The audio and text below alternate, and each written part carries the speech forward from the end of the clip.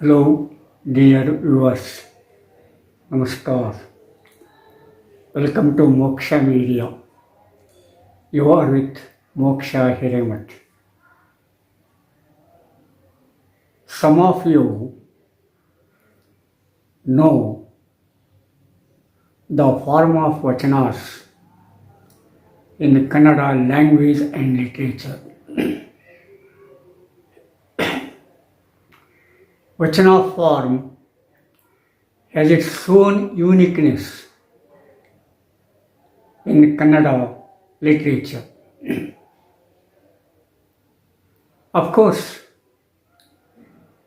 we have found so many vachanas in the language I have already said. A lot of contribution has been made to literature of Kannada language. Of course, the devotees of Shiva contributed a lot to the Vachana form. A type of great change took place in the 12th century of Karnataka. It led to the form of vachanas to a great extent. Of course, the persons who did not know the letters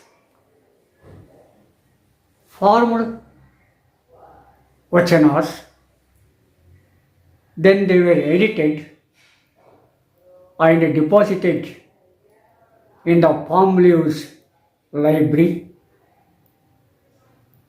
at Anubhava Mandapa in Kalyana. Of course, the Sharana Channabasavana did it. But there are others who did a lot regarding Vachana poetry. So many Sharanas participated in the Sharanas movement for social change of that time. And the movement was against social injustice. Men and women and all sorts of persons, irrespective of their caste, participated in the movement and brought a great change. Of course, they were the devotees of Shiva. They formed vachanas in the name of a Shiva or the incarnation of Shiva, and etc. etc. The persons who formed vachanas came from a downtrodden society. They were good at heart and pure in mind.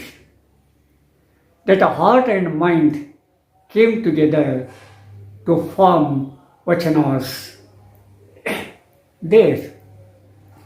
Here, I would like to tell you a Sharana who composed vachanas. His name is Aggavani Hampayya. Of course, some popular vachanakaras are there, but here in these episodes, I would like to concentrate on the vachanakaras who are not that much popular, whom the people don't know, and who contributed a lot to the vachana literature, vachana form of poetry. Of course, that Aggavani Hampayya was one of them. What does Aggavani mean? Of course, Aggavani means a ritual water. Hampayya did the occupation of supplying water, that is ritual water, to devotees. That is why Aggavani is prefixed before his name. While performing puja and meditation, that ritual water is very important. Even today it is performed in one way or another way. That water should be pure, it should not be contaminated, it should not be polluted, it should be brought and supplied to the persons who performed pujas and rituals, and after having that ritualistic water, they begin the performance of puja. That means here ritual water is very important. Without ritual water, you cannot perform puja. Generally, at that time, that ritual water was brought from river or lake or stream where the water was not polluted. Nowadays it is different. We have tap waters. We don't know to what extent that tap water is pure, especially in the rainy season.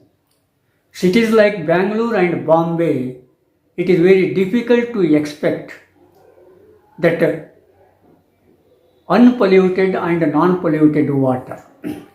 But anyhow, we have to lead the life.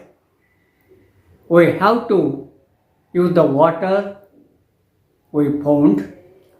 And of course, in the background of the concept of ritual water, we have to use the water which is to a little extent pure and unpolluted. So, my point is that the purity of water is very important. Unpolluted water is very important. It should not be contaminated. So, Hampayya had the occupation of that. He supplied ritual water to the devotees of Shiva, and then only those devotees began the performance of puja. It shows to what extent that ritual water is very important. Of course, Aggavani Hampayya did not stop there only. He gave a voice to his emotions and thoughts. So he composed vachanas, whatever he thought, whatever he felt correct and good for the society. Of course, he might not know the letters. We don't know. We have a little bit of information. He was from Mukundapura in Kuntala Desha, that is in North Karnataka, probably Bombay, Karnataka, I think. Now we call it Bombay, Karnataka. In northern part of Karnataka. We only know this much regarding Aggavani Hampayya. It happened in the case of every Vachanakaras of the 12th century and before that also. We didn't have a lot of information because Vachanakaras and Sharanas had not revealed their identity to the society, thinking that their identity was not important, but the devotion to Shiva is very important. That is why they gave importance to the devotee, that is the devotion to Shiva, but not their personal life and conduct. They did not mix their personal life with the life of a devotee. That is why even today we get a little bit of information regarding those Sharnas. A lot of research should be done in this field. So that is what happened to Aggavani Hampayya also. It is said that only 4 of his vachanas are found. And in those vachanas, the importance of Panchakshari is revealed. And in those vachanas, that Hampayya, Aggavani Hampayya, used his signature. At the end of vachanas, every vachanakara used his or her signature. And Hampayya is not an exception to this. He also used his signature. His signature is Hampayya Virupa. That means it is referred to Virupaksheshwara, who is there in Hampi, now in the district of Vijayanagara, in northern Karnataka, in northern parts of Karnataka. Of course, here I am going to tell you one of his vachanas, because that vachana shows to what extent that Hampayya revealed his emotions and thoughts. Other vachanas are not found.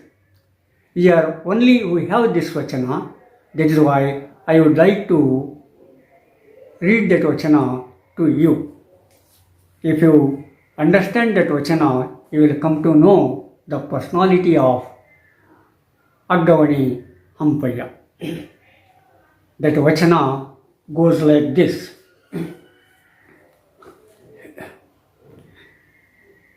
Devotees does not utter a lie.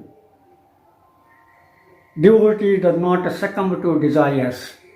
Of course, one thing is sure, Sharanas do not tell a lie.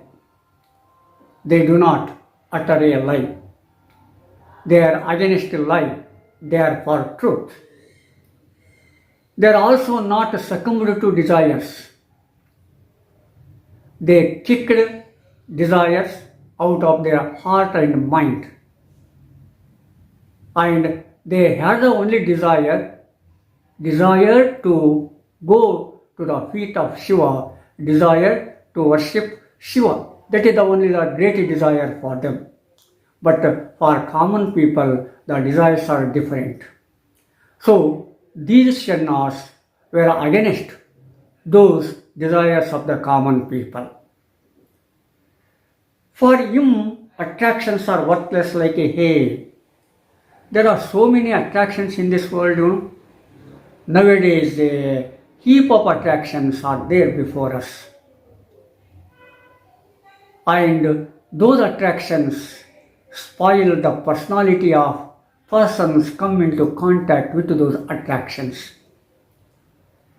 In cities like Bangalore, so many colorful attractions, so many soft and odd attractions can be seen. So many malls are there. Girls and boys coming to malls have a different dresses, have a different cultures, and we can see their dress. And seeing those dresses, one can be attracted very easily. Whether that attraction enhances the personality of a man, or it decreases, or it damages the personality of a one, is a different thing. They don't bother of that thing. But the Sharanas were not to that point. Whatever is attracted should be enhanced the nobility of man. So if a desire damages the personality of a man and society, that desire should be kicked out. And that desire should become worthless. So they consider that desire like a hay, that is nothing to them. Devotee does not desire, mercy is in a hand. Of course, mercy must be there, but a devotee does not feel that mercy is in his hand. We say everything is in my palm. When we have these smartphones, we say, smartphones, no, automatically we feel that everything is in my palm. I can win this whole world sitting in the corner of a room by pushing a button of the smartphone. That is what we think. But that is not the desire of Sharanas. They do not think that mercy is in their hand, that everything is in their hand. Memory is a slave. It does not know younger. Of course, they think that memory is a slave, but in our modern education, memory becomes very important. If you remember what you have read and if you write what you have remembered properly, automatically you get a good marks. And your ma'am or teacher told you you are a good boy and good girl. We support for the getting more and more marks, but we do not concentrate on the morality of a boy and a girl. Instead of it, we concentrate on more and more marks. So automatically the boy or girl try to get more and more marks by hook or by crook. In what way they get mark is not important, but getting marks is important. That's why they follow their own method in getting more and more marks. But that is not the act of the Sharanas. They think memory is their slave. Memory should obey the Sharanas. And Sharanas should not obey memory. Vice versa in our days. We obey memory, memory does not obey us. So Sharanas disgusted with anger, one should not become angry. 3 kinds of worries do not touch him. That is, we have 3 types of worries, but they do not touch him. That is the birth of a worry, death of a worry, and leading a life of a worry. We are very worried while sitting, while getting, while sleeping. So our life is full of worries. Worries for wife, worries for children, worries for others, etc., etc. So modern man is full of so many worries. But Sharanas, devotees of Shiva, are not worried. There are no expenses as is effective, including the linga. Of course, their life was not expensive, it was not expansible also. Nowadays, for sake of profit, we expand our industries, we expand our territories and boundaries. That's why we have so many wars. We can see the wars between Ukraine and Russia. And now war is started between Israel and Iran. We are always on a war path for one thing or another thing. For what? Because we want to impose our ideas and technique and technology on others in order to get a profit, in order to increase our profit, in order to expand our geographical area. But Sharanas were against it. They would like to expand the linga, the importance of linga. They focused on the linga. Linga is important. They want to expand the linga, but not the profit, but not the territory. His path is new to the world. Of course, whatever Sharana trod the path, it was a new to world. Even today it is new to world. Whatever it treats is new to the world. They treat the path which others are not trodden. The path of the world is new to him. It is also very important. Whatever path it treats, it is new to others. And whatever path is, that path is new to him also, new to her also. It is very important concept, very different type of concept. Because we say path is important, but at the same time, path is new to the treader also. Path is new to the man who treats on that path. Here both, that the path and man are new to each other. So, he meditates on Linga and Linga meditates on him. Here, Linga, that is a Sharana or a Sharane or a devotee of Shiva, meditates on Linga. And in turn, that Linga meditates on them also. Here it is reciprocal. That is, meditation is very important. Meditation to Linga and meditation to man is also important. That we meditate on Linga and in turn Linga meditate on us. Here it is a reciprocal situation. It is a reciprocal process. It is beyond my reach to praise his greatness. If Sharana wants to praise God Shiva, it is beyond his greatness.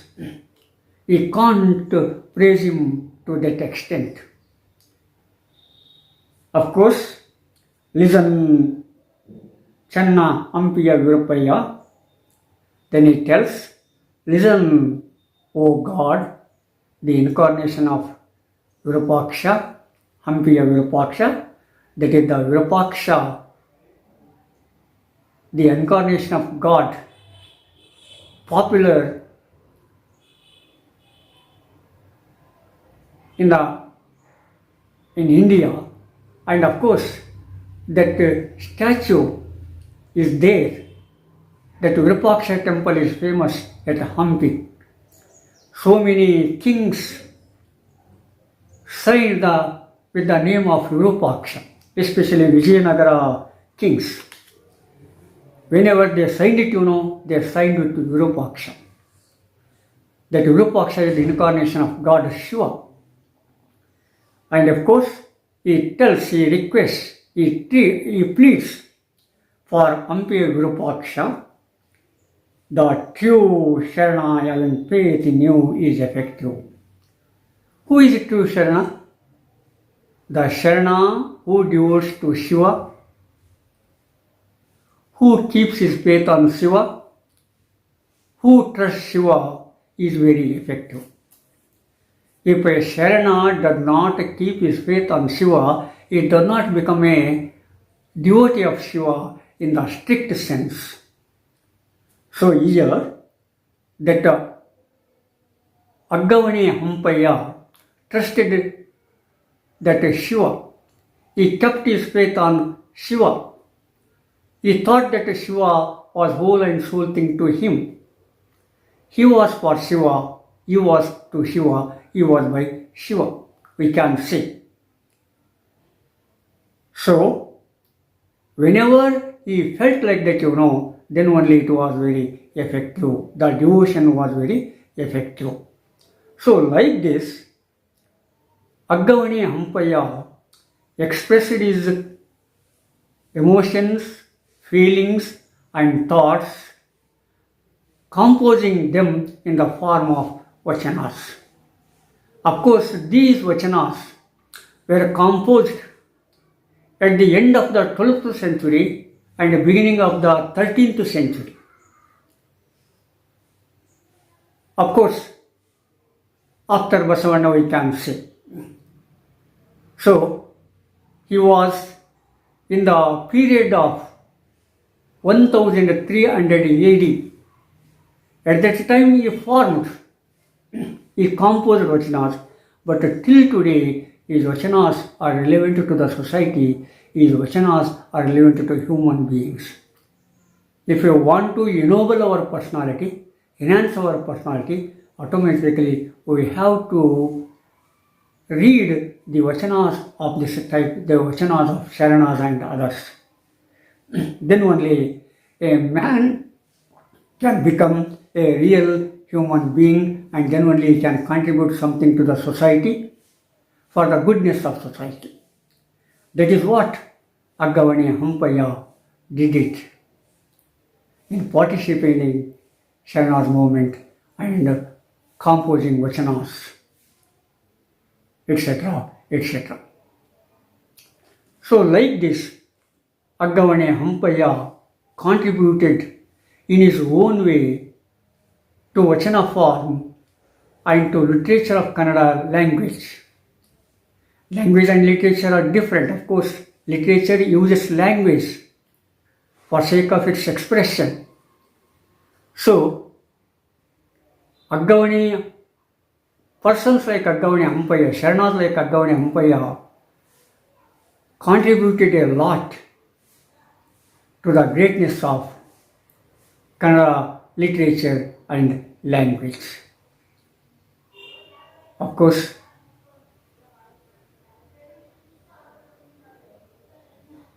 dear viewers, till this time I put forth the vachanas of Aggavani Hampayya and to a very little extent his life, etc., etc.